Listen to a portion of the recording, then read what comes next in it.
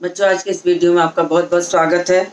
मैं आपको टोपी शुक्ला के प्रश्नोत्तर करा रही हूँ, जिसमें मैंने आपको पहला, दूसरा और तीसरा प्रश्न करा दिया है और अब मैं चौथा शुरू करने जा रही हूँ।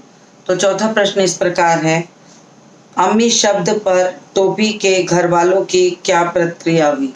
अम्मी शब्द सुनते ही टोपी के घर वालों के हाथ जहाँ के तहाँ रुक गए और भोजन कर रहे थे, हाथ छूट गया। उन्होंने सोचा कि ये अम्मी शब्द इसने सीखा कहाँ से। तो उसकी दादी सुभद्रा देवी, राम दुलारी, सब ने एक साथ सवाल खड़े किए और उस पर टोपी को बहुत मार पड़ी, धर्म संकट में पड़ गए, क्या करें कैसे करें। राम दुलारी ने भी बहुत पीटा। तो इसी प्रकार से आपको मैंने संक्षेप में बताया। मैं उत्तर लिखवाने चल रही हूँ। तो चौथे प्रश्न का उत्तर शुरू करिए। चौथा प्रश्न आप अपनी पुस्तक से उतारिए। मैं यहाँ लिखती हूँ उत्तर नंबर 4 और प्रश्न है, अम्मी शब्द पर टोपी के घर वालों की क्या प्रतिक्रिया हुई? अम्मी अम्मी शब्द को सुनते ही, अम्मी शब्द को सुनते ही सबकी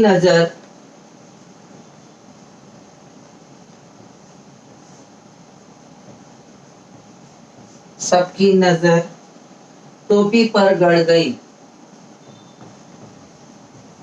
टोपी पर गड़ गई।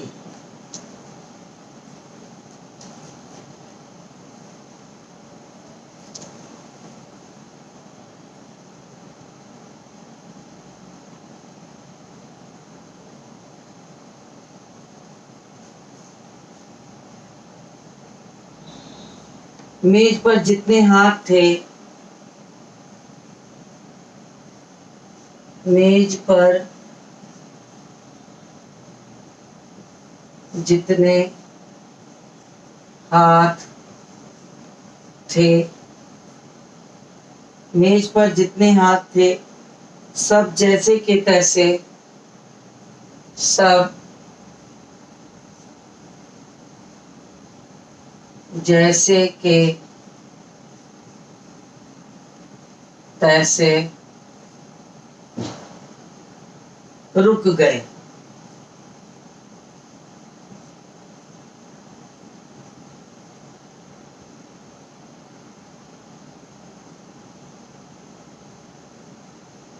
सुभद्रा देवी ने कहा, सुभद्रा देवी टोपी की दादी थी। सुभद्रा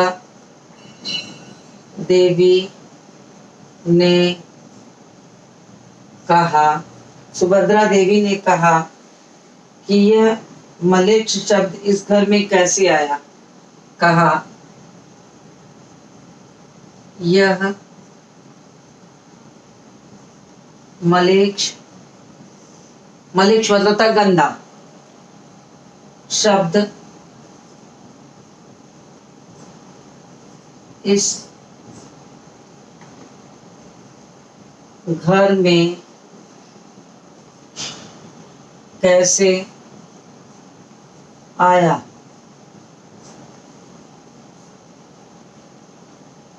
माँ राम दुलारी ने कहा कि, माँ राम दुलारी ने कहा कि, माँ राम दुलारी ने कहा कि किसी मियाँ के लड़के के साथ रहने लग गया है। माँ राम दुलारी ने कहा कि क्या तू किसी मियाँ के लड़के के साथ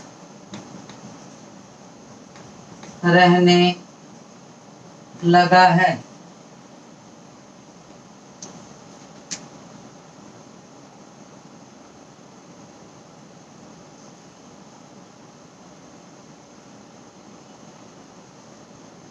शायद उसी से सीख कर आया है। शायद उसी से सीख कर आया है।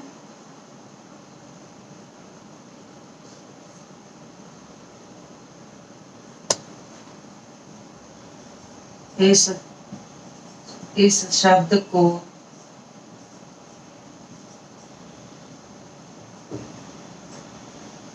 सुनते ही परंपराओं की दीवारें डोलने लगी।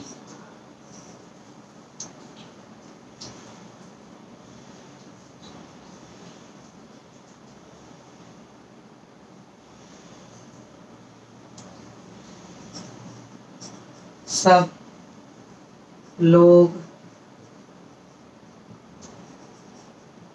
धर्म संकट में पड़ गए। साथ ही माँ राम दुलारी ने जमकर टोपी की पिटाई की।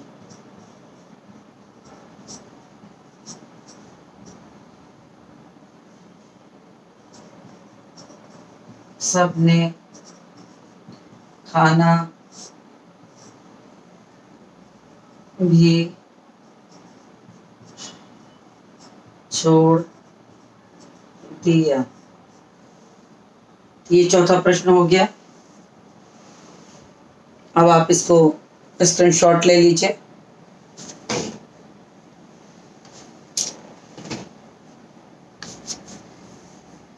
पांचवा प्रश्न पढ़ती हूँ। पांचवा प्रश्न है, 10 अक्टूबर सन 45 का दिन टोपी के जीवन में क्या महत्व रखता है? 10 अक्टूबर सन 45 को टोपी के जीवन में इरफान के पिता का तबादला हो गया था, जो टोपी के जीवन के लिए बहुत बड़ी घटना थी। इरफान की दादी के ख़त्म होने के बाद टोपी बहुत दुखी रहने लगा था, और जब इरफान के पिता का तबादला हो गया तो उसके लिए ये तारीख जीवन भर याद करने वाली रह गई। उसके मन के इतिहास में ये हमेशा के लिए चिपक गई थी, और वो सोचने लगा कि अब आइंदा कभी किसी ऐसे लड़के से दोस्ती नहीं करूँगा जिसके पिता का तबादला कहीं से कहीं हो जाए। अर्थात वो इरफान से दोस्ती छोड़ने में उसे अत्यधिक कष्ट होता है। तो इस प्रश्न का उत्तर मैं लिखवाने चल रही हूँ। आप इसका स्क्रीनशॉट ले लिए होंगे। चलिए मैं शुरू करती हूँ।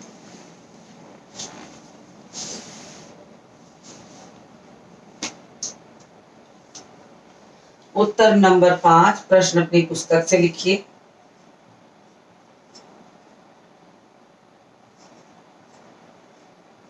दस अक्टूबर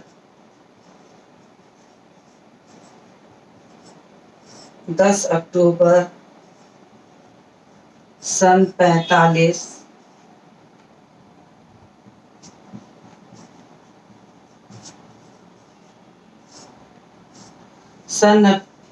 10 अक्टूबर सन 45 को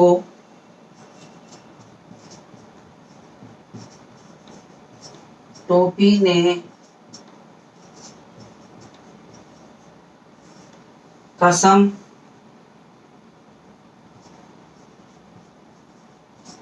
खाई थी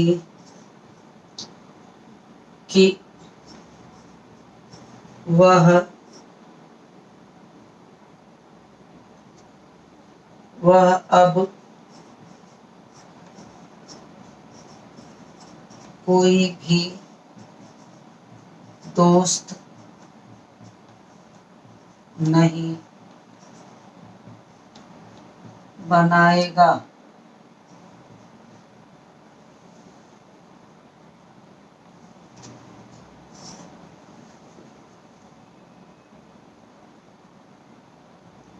जिसके पिता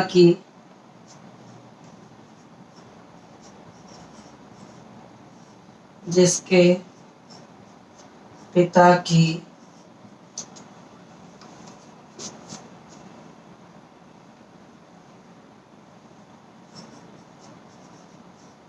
बदली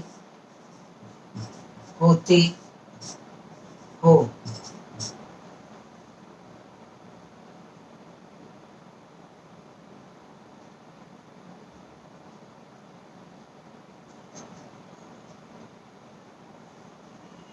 इसी दिन,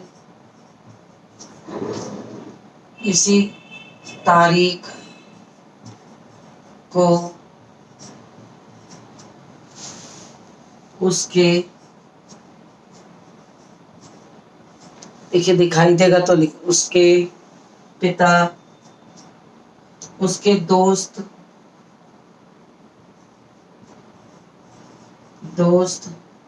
के पिता की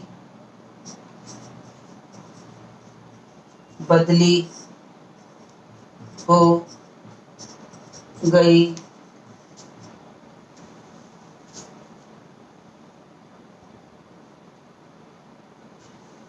थी और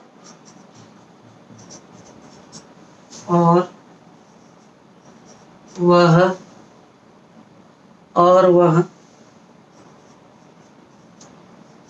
अपने माता पिता के साथ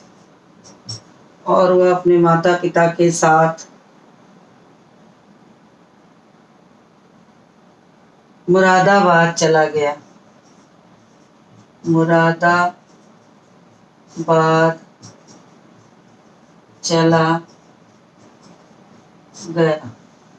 इतना स्क्रीनशॉट ले लीजिए, फिर मैं इसको मिटाऊं तो इसके अधूरे हिस्से को फिर मैं लिखूंगी। स्क्रीनशॉट लीजिए।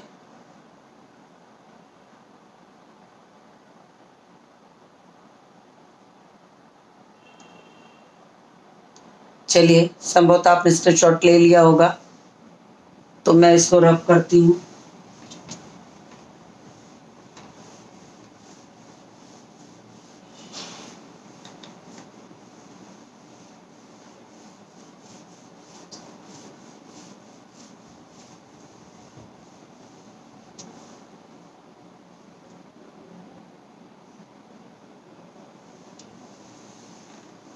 ऊपर का हिस्सा रब कर देती हूँ, नीचे का थोड़ा सा रहने देती हूँ।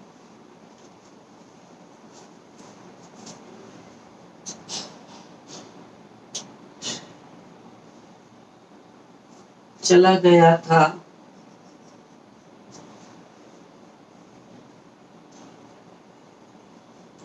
एक तो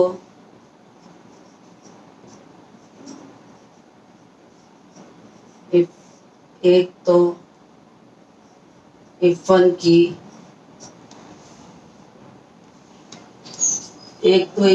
की दादी के मरने से भी टोपी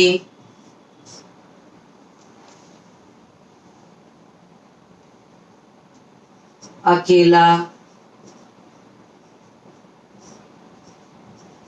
पड़ गया था और ऊपर से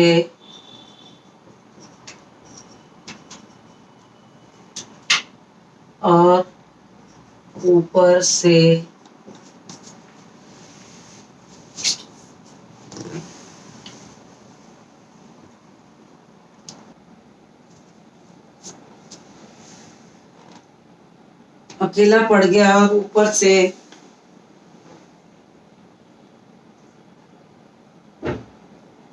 से इस दिन का उसका सबसे प्रिय दोस्त भी बिछड़ गया, और ऊपर से इस दिन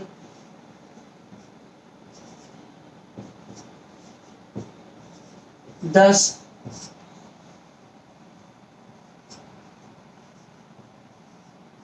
अक्टूबर को उसका दोस्त भी बिछड़ गया।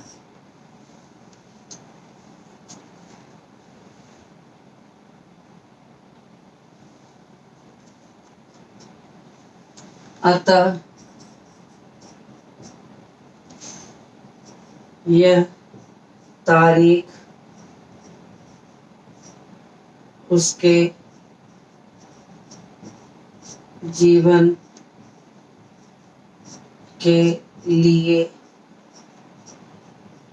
हमेशा के लिए एक दुखद याद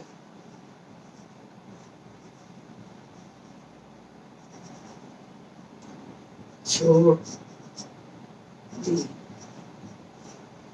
ये प्रश्न भी हो गया। अब मैं अगला छठा प्रश्न पढ़ती हूँ। टोपी ने इरफान से दादी बदलने की बात क्यों कही? क्योंकि उसकी दादी उसे प्यार नहीं करती थी। वो बहुत दुखी रहता था कि कैसे भी मेरी दादी उसके घर चली जाए और उसकी दादी मेरे घर चली आए, लेकिन ये संभव तो था नहीं, ये लड़कपन की बातें थी। उत्तर नंबर 6। टोपी ने इरफान से दादी बदलने की बात क्यों कही? टोपी ने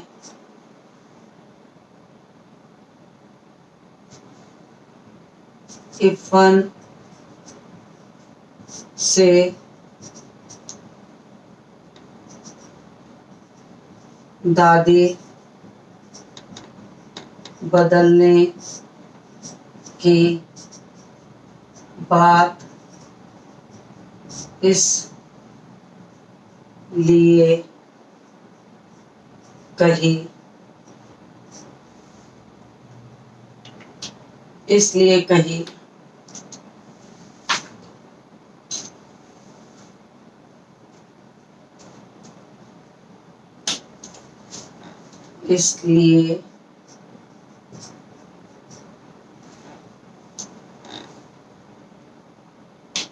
इसलिए कही क्योंकि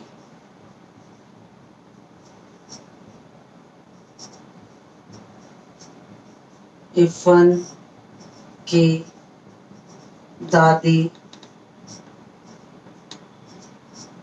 टोपी को बहुत प्यार करती थी।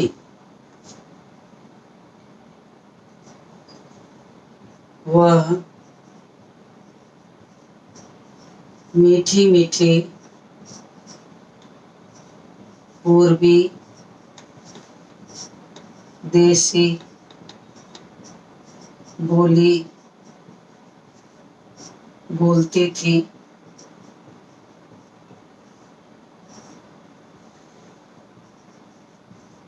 मीठी मीठी देसी पूर्वी बोली बोलती थी,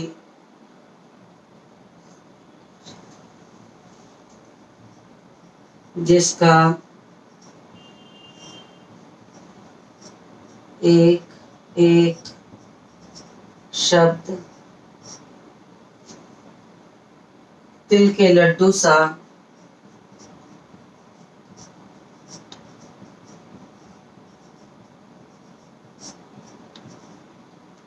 तिल के लड्डू सा या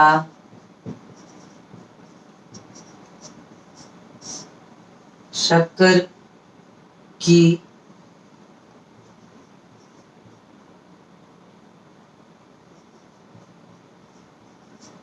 या गुड़ की डली, गुड़ की डली की तरह तरह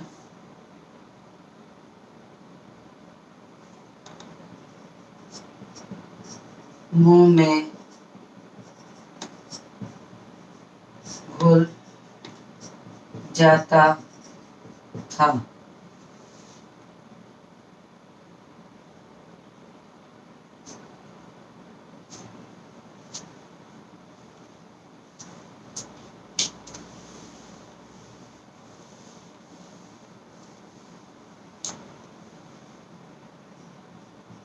टोपी की माँ भी टोपी की माँ भी ऐसी ही बोली में बोलती थी।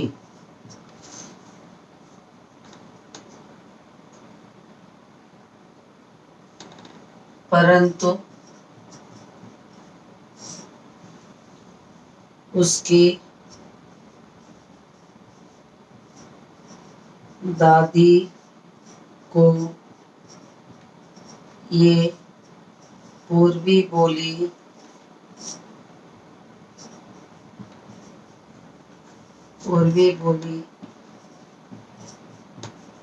बिल्कुल नापसंद थी।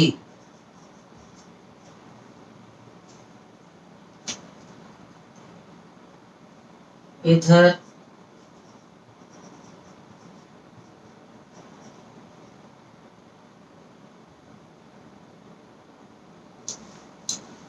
बिल्कुल नापसंद थी, जिससे कभी कभार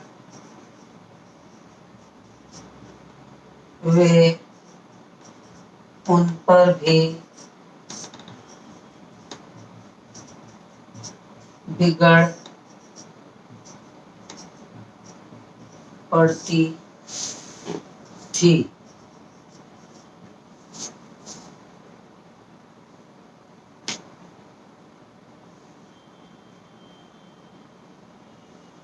इधर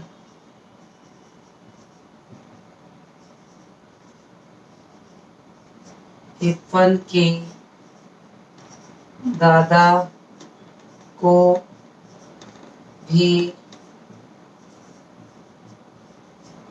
इरफान की दादी की बोली नापसंद थी।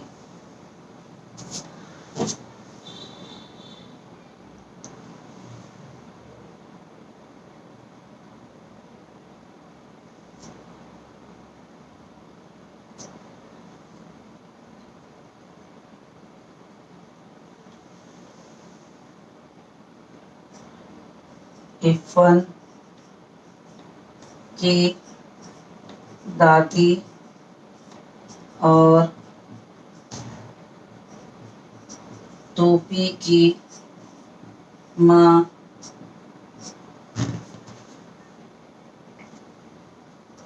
अब इसको मिटाएंगे क्योंकि नीचे बहुत काफी हो गया है और रब करके ऊपर लिखेंगे।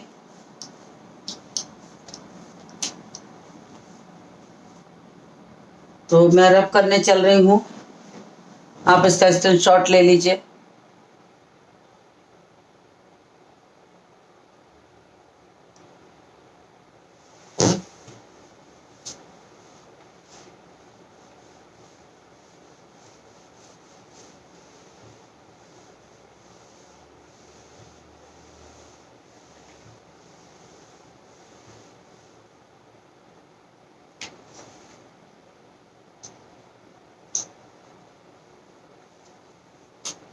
इरफान की दादी और टोपी की माँ की बोली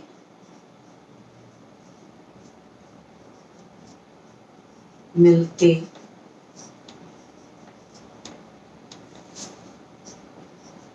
जुलती थी।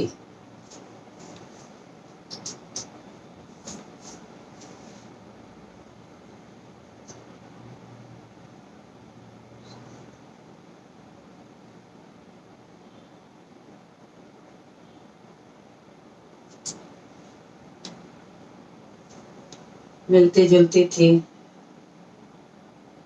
तो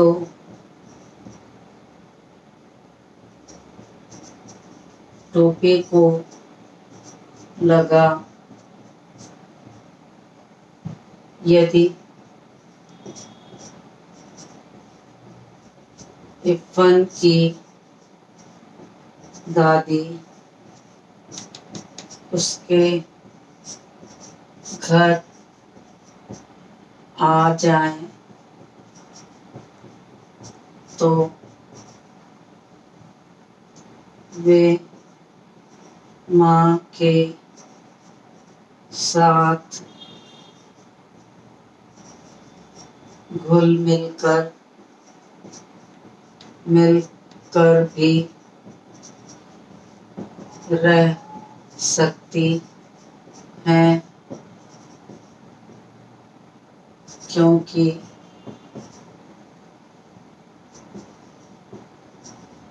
दोनों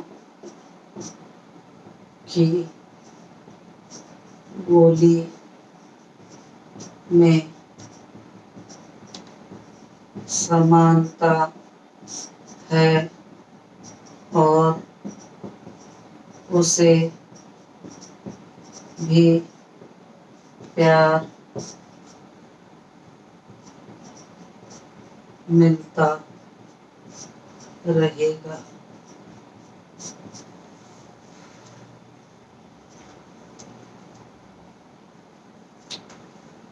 चलिए, तो ये प्रश्न भी हो गया।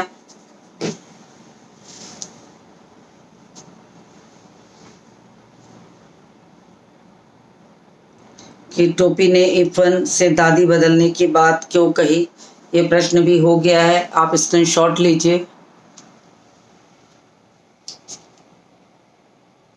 अब है अगला प्रश्न है कि पूरे घर में इरफान को दादी से ही विशेष स्नेह क्यों था। तो इरफान की हर तरह से दादी ही उनकी सहायिका थी, हर समय दादी के पास ही रहता था। अब्बू अम्मी और बाजी तो कभी कभी उसका दिल दुखा भी देते थे, परंतु दादी कभी भी उसे न डांटती थी, न उसका दिल दुखाती थी।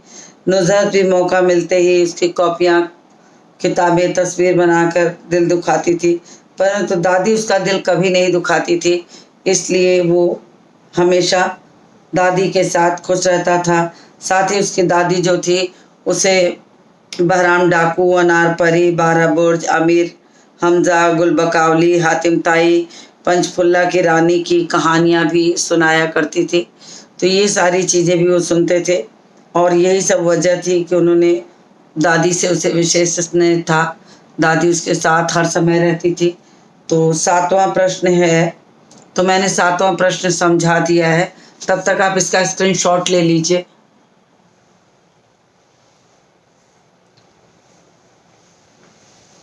आज मैंने आपको 7वां प्रश्न समझा दिया है, इसलिए समझा दे रही हूँ कि लिखवाने का टाइम नहीं है। इस प्रश्न को मैं आज समझा दे रही हूँ, अगले वीडियो में इसको लिखाऊंगी। तो 7वां प्रश्न मैं अगले वीडियो में लिखाऊंगी। तो पूरे घर में इरफान जो था वो दादी के साथ ज़्यादा घुल मिल कर रहता था। दादी के साथ उसका प्रेम था और हर समय वो दादी के पास ही रहना चाहता था, क्योंकि उस दादी उसकी किसी बात से न तो नाराज़ होती थी और न कभी उसे किसी प्रकार का कष्ट देती थी। इसलिए हर समय वो दादी के साथ रहकर समय व्यतीत करना चाहता था। तो स्क्रीनशॉट भी मुझे उम्मीद है आपने ले लिया होगा। तो मैं आज के इस वीडियो को यहीं समाप्त करती हूँ और मिलती हूँ आपसे अगले वीडियो में।